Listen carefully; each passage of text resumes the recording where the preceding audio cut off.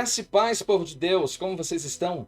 Aqui é o pastor Márcio Paula e você está no seu portal bíblico. E hoje estamos aqui para dar sequência ao nosso estudo para a classe de jovens, lições da CPAD, segundo trimestre de 2021, onde estamos estudando o cuidado de Deus com o corpo de Cristo, as lições da carta do apóstolo Paulo aos Coríntios para os nossos dias. Lições preciosíssimas comentadas pelo pastor Natalino das Neves. Esta já é a nossa quarta lição.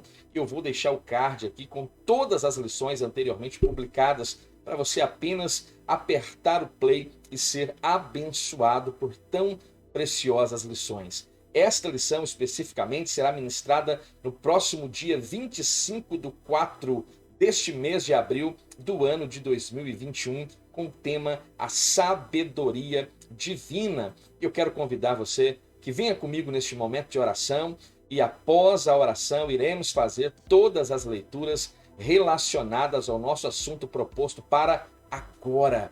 Senhor, a ti clamamos e suplicamos pela pessoa bendita do teu Espírito, que visite-nos agora e que o nosso coração esteja, ó Deus, aberto ao ensino, ao aprendizado, e que o teu Espírito venha profundamente aplicar este assunto aos nossos corações. É o que nós humildemente pedimos, em nome de Jesus. Amém. Você está aqui pela primeira vez? Então seja muito bem-vindo e não saia sem antes se inscrever aqui neste portal, deixar o seu like abençoado e o seu comentário para nos fazer saber o seu feedback a respeito do nosso trabalho nesta plataforma.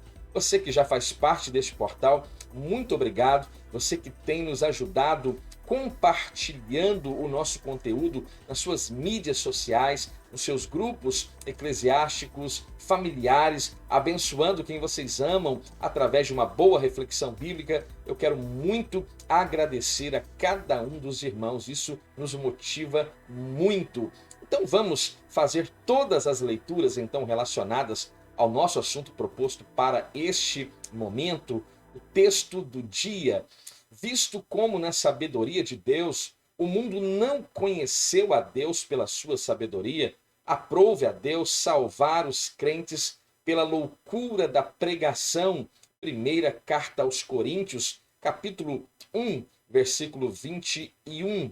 A verdade prática, ou a nossa síntese, diz: a mensagem da cruz é loucura para os que não conhecem a Cristo, mas é a manifestação do poder e sabedoria de Deus para a salvação de todo aquele que crê. E a nossa leitura em classe, o nosso texto bíblico está na primeira epístola aos Coríntios, capítulo 1, versículos 18 ao versículo 25.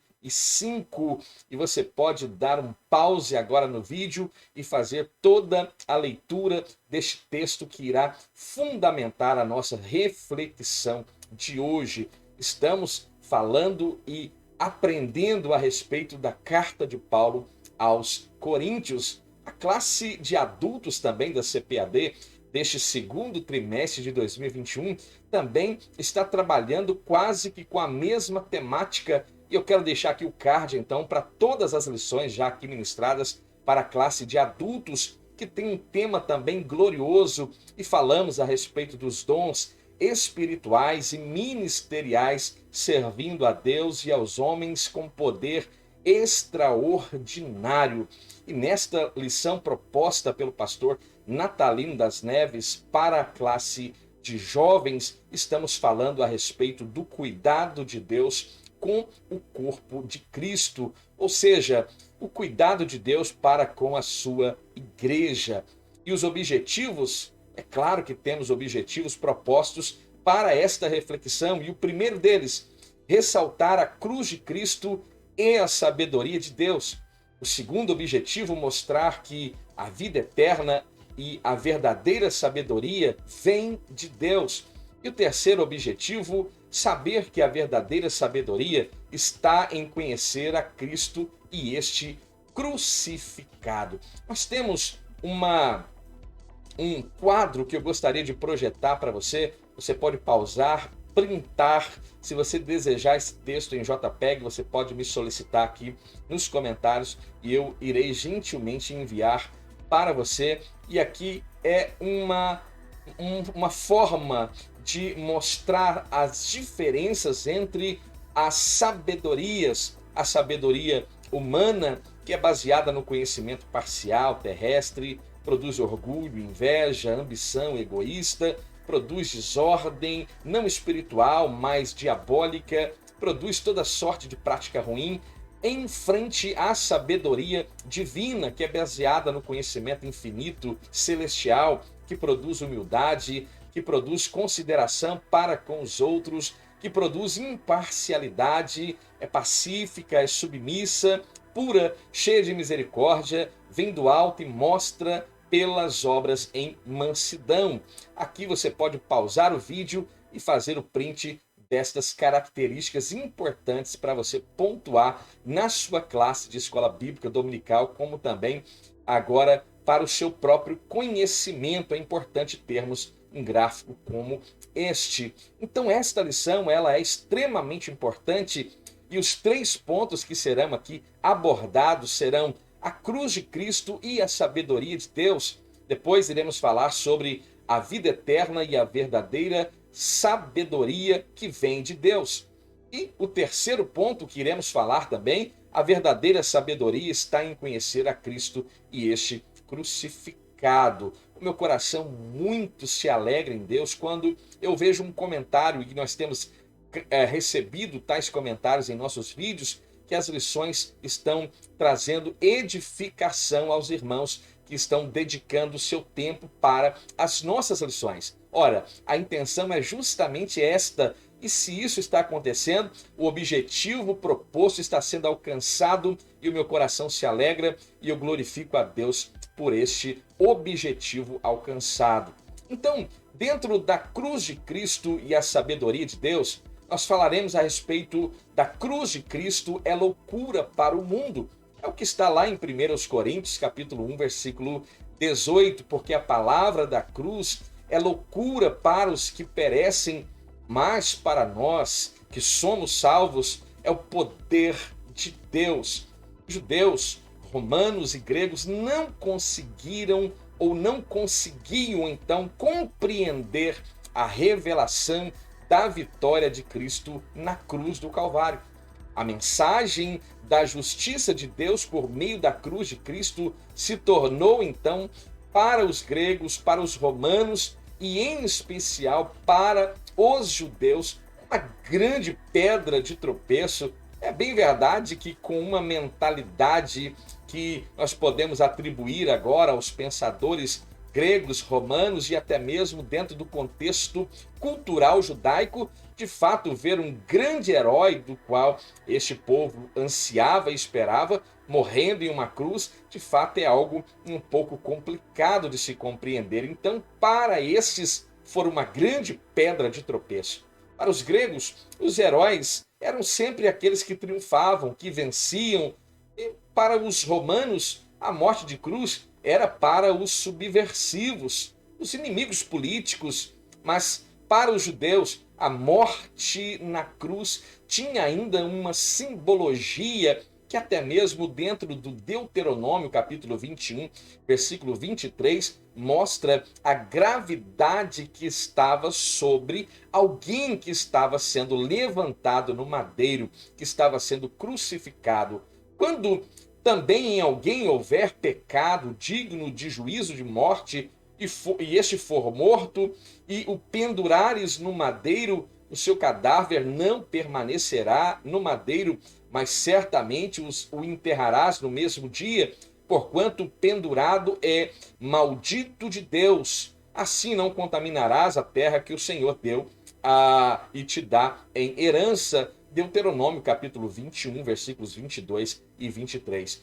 Para os judeus, a crucificação representava uma maldição.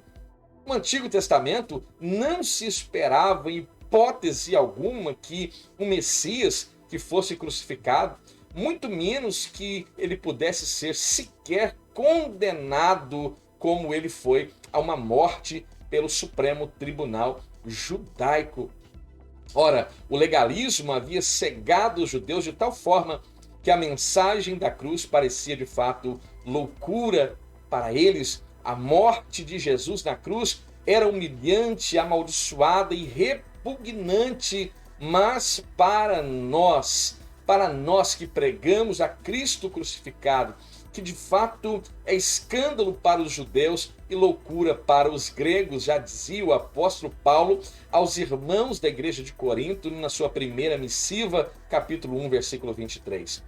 Então, há agora um contraste daquilo que é esperado, daquilo que humanamente se projeta, e Deus agora vem quebrando todos os protocolos possíveis, e agora, de fato, nós encontramos em Cristo, na mensagem da cruz, aquilo que nós mais necessitamos nos dias atuais, que é a salvação. Então veja, a cruz de Cristo é o poder de Deus para os salvos. A cruz nos anuncia o Evangelho. E o que é o Evangelho, se não essa boa nova, se não este poder de Deus para justamente a salvação de todo aquele que crê? Enquanto para os romanos, os gregos, os judeus e os sábios, segundo este mundo, a morte de Jesus na cruz era uma pedra de tropeço, para os cristãos é a pedra angular e o único meio de se chegar a Deus. Como um herói, como um libertador que viria, seria levado a tal condição? Você já se perguntou? Os heróis sempre vencem, não é assim que aprendemos desde a nossa infância, nos gibis, nos desenhos animados, nas histórias que contamos aos nossos filhos? Olha, os heróis sempre vencem, não perdem ou morrem, mas ignoram que a sua morte, em sua morte, melhor dizendo, Cristo pagou uma dívida que nos era contrária nas suas ordenanças, e ele triunfa sobre a morte e também triunfa sobre o pecado. Isso é algo glorioso e como igreja nós não podemos deixar ignorados, né? Esta pedra angular. Por isso também nas Escrituras se contém: eis que ponho em Sião a pedra principal da esquina, eleita e preciosa, que quem nela crer não será confundido. Primeira Epístola de Pedro, capítulo 2, versículo de número 6. A obra de Cristo tem um propósito único e distinto. E qual seria este propósito único e distinto? Satisfazer a necessidade da justiça de Deus pelo pecado meu, pelo seu pecado, ou seja, pelo pecado de toda a humanidade. Pois ali na cruz anula-se então a sentença de morte que havia contra toda a humanidade. Assim, Cristo conquistou o direito da justiça perfeita que é atribuída a todo aquele que crê e aceita voluntariamente esse sacrifício vicário de Cristo na cruz do Calvário, este sacrifício que é substitutivo. Eu não me canso de dizer, aquela cruz, ela era perfeita para mim. Ela estava preparada para você, querido ouvinte, mas o Senhor nos amou de tal maneira que deu o seu Filho unigênito e agora envia-o com este sublime propósito de resgatar a humanidade. Nós fazemos parte deste povo resgatado, comprado por um alto preço. Louve a Deus por este tão sublime sacrifício. A justiça de Cristo, então, conquistada por meio da sua morte, é imputada gratuitamente a mim e a você, outrora pecadores deliberados, que agora se arrepende e crê. Não é assim? Se dá o arrependimento, não é apenas o sentido de metamelomai, de um remorso, e daqui a pouco estou praticando novamente e tendo as mesmas condutas da antiga natureza, mas é metanoia, é mudança de mente, é mudança de comportamento. As coisas velhas já se passaram e eis que tudo se fez novo. É necessário arrependimento. Hoje não se prega arrependimento.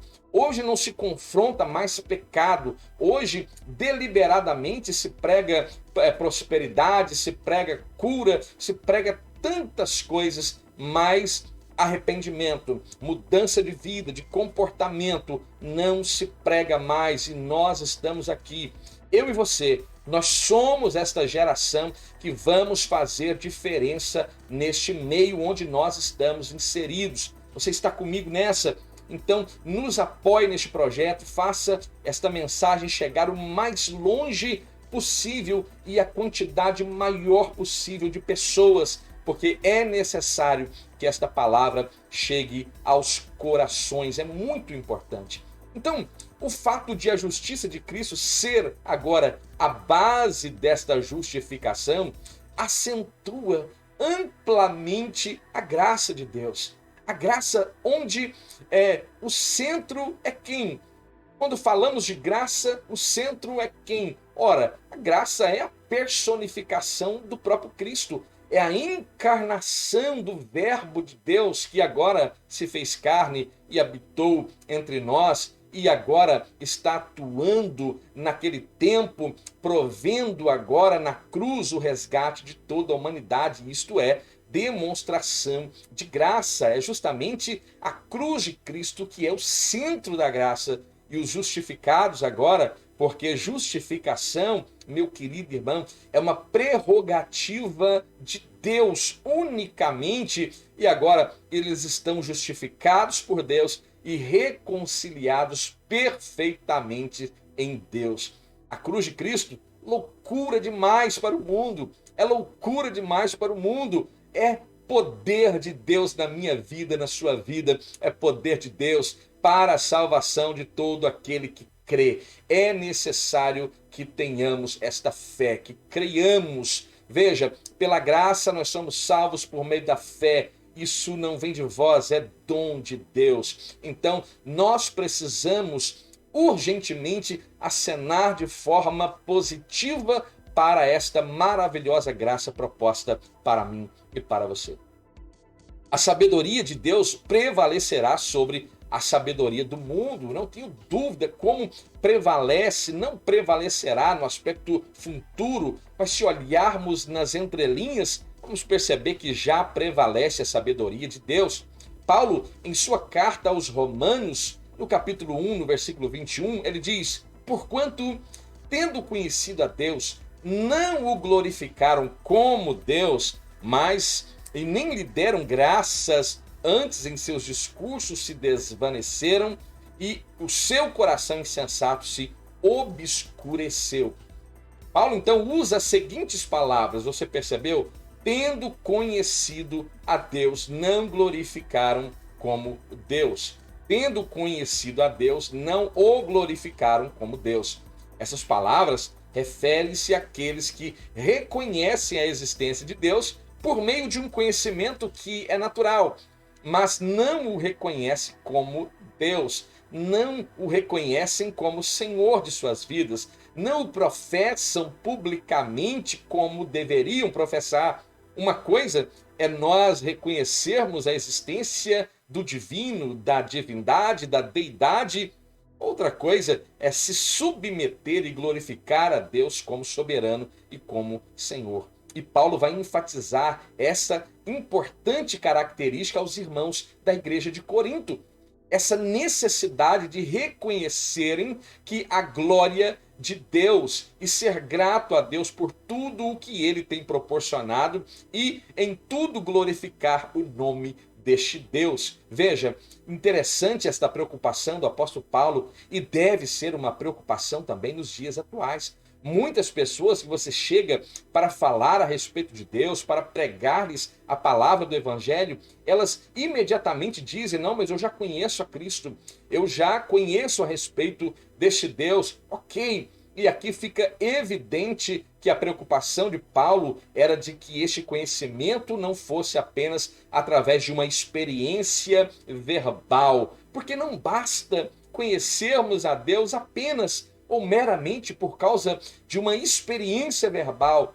Quando Jó conhece a glória de Deus, a sua vida muda drasticamente. Por quê? Porque ele diz lá no seu livro de capítulo 42, versículo 5, ele diz: com o ouvir dos meus ouvidos ouvi. Ou seja, até agora é uma experiência verbal. Eu conheço Deus através de uma experiência verbal. Mas agora Jó está dizendo: mas agora te veem os meus olhos. E a partir daquele momento, Jó se arrepende e se põe no pó, na cinza, e ele vai ter justamente naquele momento da sua vida uma mudança daquele cativeiro a uma transição imediata de uma condição tão desprezível para uma posição de honra, justamente por causa da alteração no que tange conhecimento de Deus. Nós não podemos conhecer Deus apenas através de uma expressão verbal, mas precisamos conhecê-lo através das nossas experiências vívidas com Ele, professando-o como único Senhor e Salvador nosso, e isso precisa ser feito imediatamente, publicamente, e você verá grande transformação em sua vida. Você crê nisso? Eu creio muito nisso que eu estou dizendo. Ser grato a Deus, expressar gratidão a Deus por tudo quanto Ele tem feito, nós precisamos urgentemente proceder dessa forma. A vida eterna e a verdadeira sabedoria vêm de Deus. Não podem ser obtidas por meios do legalismo religioso. Então a sabedoria de Deus aponta para onde? Nós já falamos aqui. Aponta para a cruz de Cristo. Primeira a Epístola aos Coríntios, capítulo 1, 17. Porque Cristo enviou-me não para batizar, diz Paulo, mas para evangelizar, não em sabedoria de palavras, para que a cruz de Cristo se não faça vã. Veja, nós não podemos agora usar da sublimidade de palavras, do intelecto humano, da sabedoria humana, de toda esta condição que nos é até de certa forma positiva. Mas quando nós confiamos apenas nestes princípios, ignoramos a força motriz do Evangelho, que é justamente a cruz de Cristo, e a cruz de Cristo não pode ser vã. Então, para a partilha também dos sofrimentos de Jesus Cristo, porque como as aflições de Cristo são abundantes em nós, assim também é abundante a nossa consolação por meio de Cristo. 2 Coríntios, capítulo 1, versículo 5. E também para testemunho de uma vida transformada. Romanos, capítulo 8, versículo 7 diz: porquanto a inclinação da carne é inimizade contra Deus, pois não é sujeita à lei de Deus, nem em verdade o pode ser. Então, muitos judeus que viviam ali naquela grande metrópole chamada Corinto, defendiam uma justiça que era própria, advinda pelo cumprimento da lei, ou seja, eram legalistas e, cumprindo a lei, se julgavam agora santos, irrepreensíveis, quando na verdade não. Em Romanos capítulo 10, versículo 3, abre aí um parêntese, e agora reticências, procurando estabelecer a sua própria justiça, não se sujeitaram à justiça de Deus. Porém, Paulo deixa claro que nenhum ser humano é justificado pelas obras da lei. Veja, é o que muitos fazem nos dias de hoje. É sempre Jesus e mais alguma coisa, ignorando a suficiência que encontramos em Cristo. Veja, tem um louvor maravilhoso que é chamado de Maravilhosa Graça, e eu fiz questão de deixar um trecho deste louvor aqui. Graça, quão maravilhosa graça! Como firmamento é sem fim, é maravilhosa, é tão grandiosa, tão sublime e doce para mim.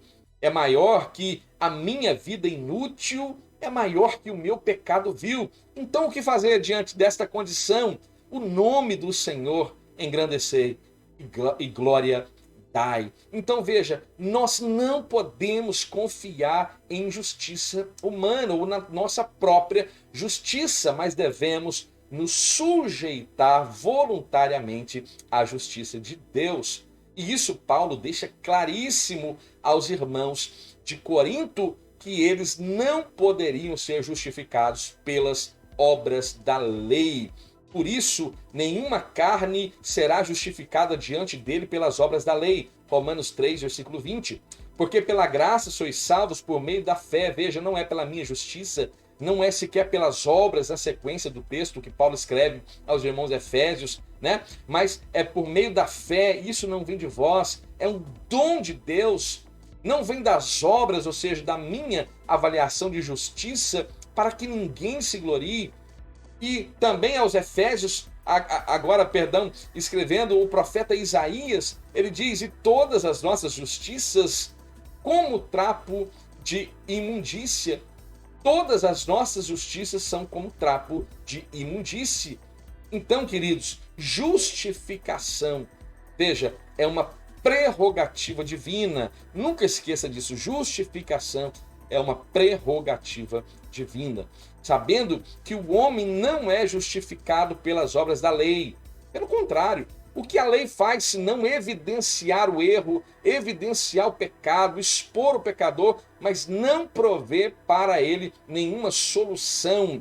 Antes impõe-lhe sanções pesadas e de repente nós encontramos a graça, agora personificada na pessoa de bendito de Cristo, que evidencia o pecado, mas prover um meio de resgatar este transgressor, este pecador. Então, há esta observância a ser feita.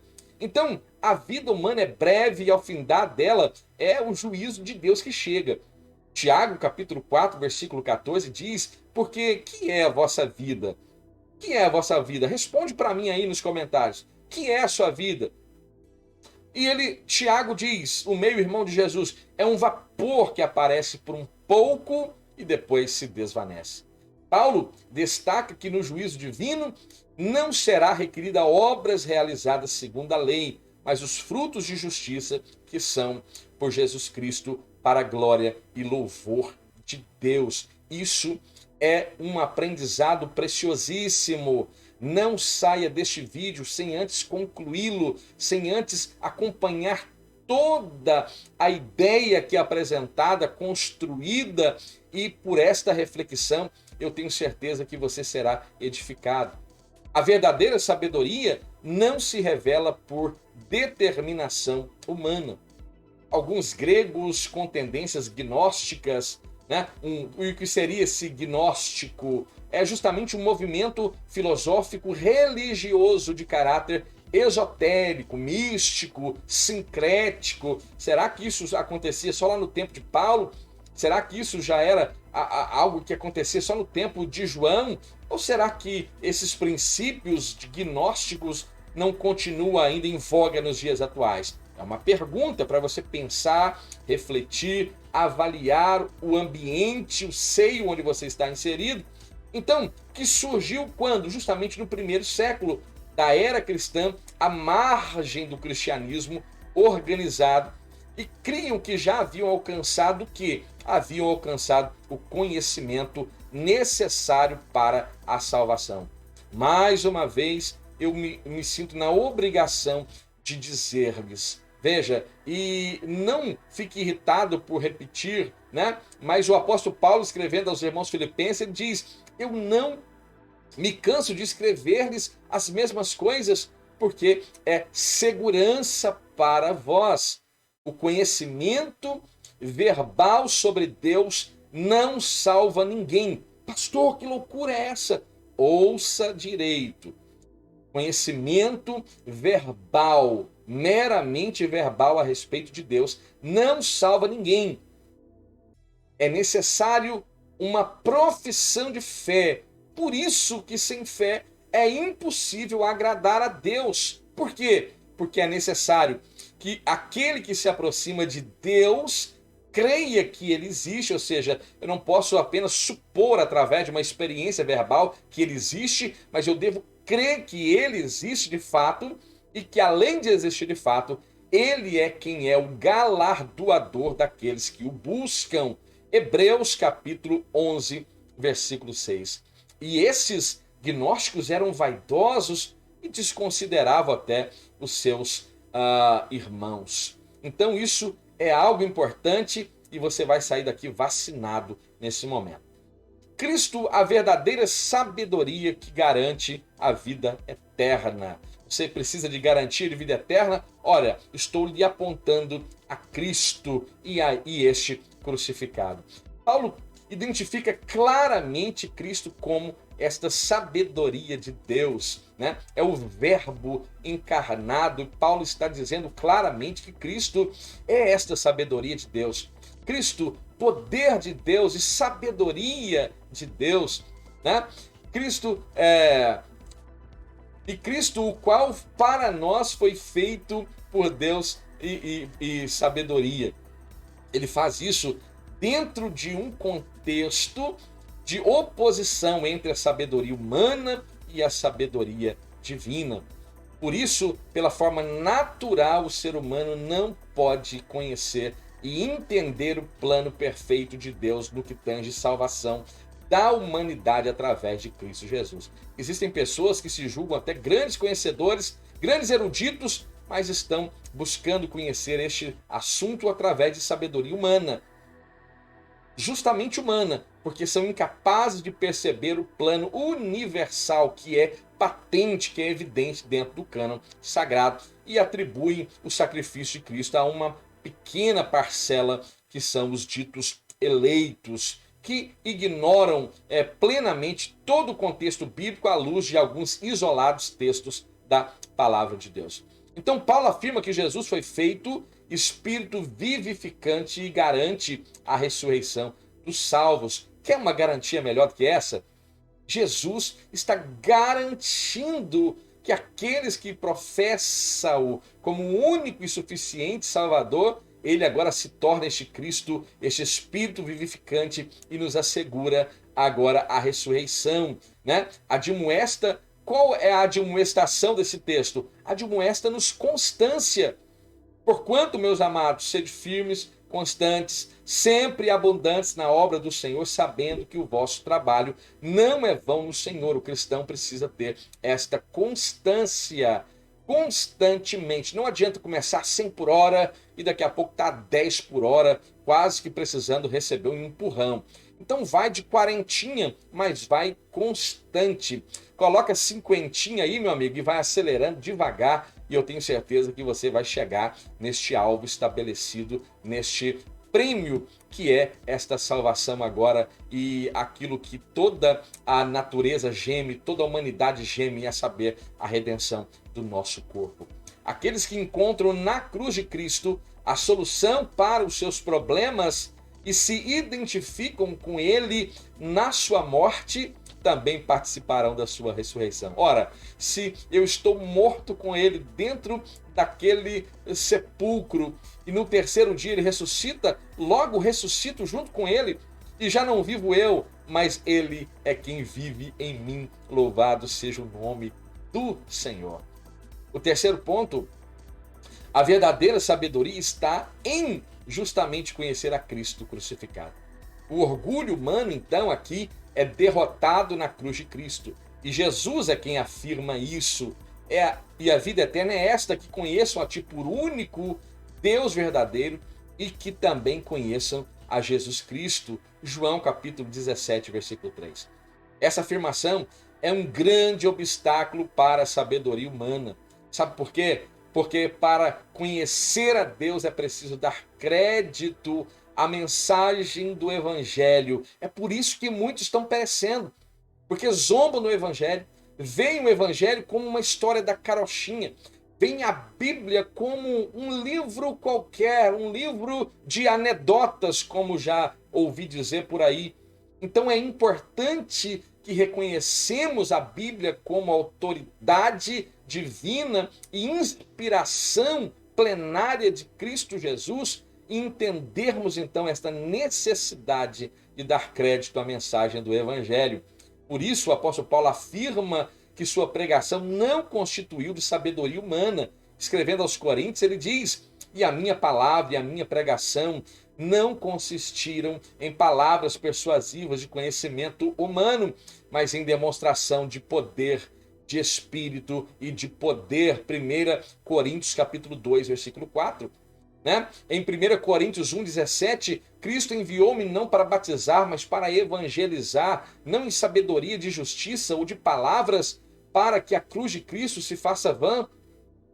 Então veja, Paulo está dizendo que nós também precisamos, assim como ele, primar por este evangelho simples, cru, objetivo, direto, e parar com essas papagaiadas, parar com esses floreios, com essas sublimidades, a inerrante, a inefável, a indescritível, a inabalável. Vamos direto ao ponto, porque é isso que a igreja precisa ouvir, a palavra direta, no ponto que ela deve ser apresentada à igreja. Esse aspecto seria uma afronta para um povo culto como os gregos, que são, por certo, apreciadores de grande arte, da grande oratória, dos grandes filósofos, que de fato a maioria dos grandes filósofos eram gregos. E Paulo afirma também que a maioria das pessoas que havia recebido essa iluminação e dado crédito à mensagem da cruz não era considerada sábia, poderosa ou nobre. Na cruz de Cristo, os valores são transformados, tá bom? É bom você aprender, é bom que aprendamos. Na cruz de Cristo, os valores são transformados, pois o Senhor transforma fraqueza em força, pois chama forte o que o mundo considera fraco, transforma agora força em fraqueza, pois chama fraco aquele que o mundo considera forte. Paulo afirma que Deus destruiu a sabedoria humana dos sábios, dos entendidos, da inteligência dos entendidos, aniquilou-as na cruz de Cristo. 1 Coríntios capítulo 1, versículo 19, porque está escrito: destruirei a sabedoria dos sábios e aniquilarei a inteligência dos inteligentes. Ora, veja, e é exatamente isso que nós encontramos na cruz de Cristo. O salvo, então, alcança sabedoria de Deus na cruz de Cristo. Veja como é simples. Veja como o evangelho é simples. Deus poderia ter nivelado o evangelho na mais alta gama de conhecimento natural e humano, e só os eruditos poderiam chegar até esse conhecimento, mas Deus nivela o evangelho bem baixo, para todos poderem ter acesso e conhecimento a respeito da sua palavra, que é simples, que é direta, que é objetiva, e até o mais indouto é capaz de ler a palavra, compreender a palavra e ser edificado por esta palavra. Palavra que é viva, que é eficaz e que é mais penetrante que qualquer espada de dois gumes, e que penetra até a divisão da alma e do espírito, das juntas e das medulas, e que é apta para discernir as intenções do nosso coração. Então é esta palavra simples que precisa retornar aos nossos púlpitos imediatamente. Confiar em si mesmo é vangloriar-se diante de Deus. É um erro terrível. Eu ouso dizer que isso é um pecado grave. Em contraste, Paulo afirma que Deus escolheu as coisas humildes, desprezíveis, que humanamente são, não tem valor, justamente para confundir as que são, né? Pois ele não olha para a aparência. Você se lembra de Samuel, né? Samuel chegando na casa de Jessé, a perspectiva humana dizia que Davi nem poderia ser o escolhido, e é justamente o que é escolhido naquele momento. Veja, ele não olha para a aparência. Você acha que Deus está olhando aí para o tamanho do seu cabelo? Né? Tem cristão aí que implica se eu estou gravando um vídeo aqui de barba, porque um pastor não pode usar barba. Você acha que Deus está preocupado com isso? Você acha mesmo que Deus está preocupado com isso? Ou você acha que Ele está preocupado com aquilo que está inserido dentro do meu coração, que permeia a minha mente, que logo está nas minhas mãos, em prática, que pode glorificar a Ele ou não? Você acha mesmo que Deus está preocupado com essas coisas? É uma pergunta que é muito importante. Deus não está olhando para estas coisas da forma que nós olhamos. É importante salientar isso. Então, veja, a experiência da cruz de Cristo precisa ensinar para mim e para você, sabe o quê? Humildade. Humildade, porque um Deus se faz carne, um Deus abre mão da sua deidade e vem aqui servir. Ele que deveria ser servido a todo momento estava ali servindo. Você está de brincadeira quando você senta numa tribuna da igreja e fica esperando que as pessoas vão até você para te servir. Veja, você não tem modelo estabelecido na sua vida, porque o modelo que deveria estar estabelecido é Cristo. E você deveria estar servindo. Então, este modelo é Cristo e a cruz de Cristo precisa nos ensinar humildade. A sabedoria divina, então, é vista como um antídoto contra o orgulho e deve ser buscado com todo ânimo. Quão melhor é adquirir sabedoria do que o ouro, e quão mais excelente é adquirir a prudência do que a prata, Provérbios 16:16. Quem encontra essa sabedoria sempre agirá com humildade, Provérbios 11:2. Em vindo a soberba virá também a afronta, mas com os humildes está a sabedoria. A pessoa orgulhosa é desprovida de sabedoria divina, e isso pode levar este indivíduo ao caos, à destruição total e absoluta, porque está escrito, não se engane, meu querido, está escrito, Provérbios 16:18, a soberba precede a ruína e a altivez de espírito precede a queda. E quanto mais alto, como já diria o poeta, quanto mais alto é o carro, maior é o ronco. Então veja, nós precisamos aprender humildade na cruz de Cristo. O temor do Senhor, diga-se de passagem, é apontado como princípio de sabedoria, né? Provérbios 1:17. Quem teme ao Senhor, grave isso, é humilde e o seu trabalho é realizado para a glória de Deus. A glória é de Deus, não é do homem. O próprio Paulo fala que ele tem, por certo, os tesouros em vasos de barro, justamente para que a excelência ou a grandeza destes dons, deste poder, não seja de nós, mas de Deus. Então veja como o apóstolo Paulo aprendeu humildade, e nós precisamos aprender.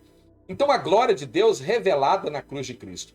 Paulo deixa claro aos irmãos de Corinto, e para nós também isso é evidente, que o homem jamais poderá alcançar a verdadeira sabedoria sem Deus, sem olhar a cruz de Cristo. O salvo sabe que está protegido mediante a cruz de Cristo, e ele também sabe que a ressurreição de Cristo lhe assegura também ressurreição. Todavia, também deve estar consciente que a sua salvação é e só é possível enquanto permanecer na fé. Aqui é um prato cheio para aqueles que gostam de fazer os memezinhos na internet. Olha, esse cristão acabou de perder a salvação, acabou de alcançar de novo. As pessoas brincam nas mídias sociais fazendo memezinhos a respeito de algo tão importante e sério, que é bíblico e não é extraído de cabeça de A ou de B. As pessoas ficam brigando e se degladiando nas mídias sociais, porque eu sou calvinista, porque eu sou arminiano.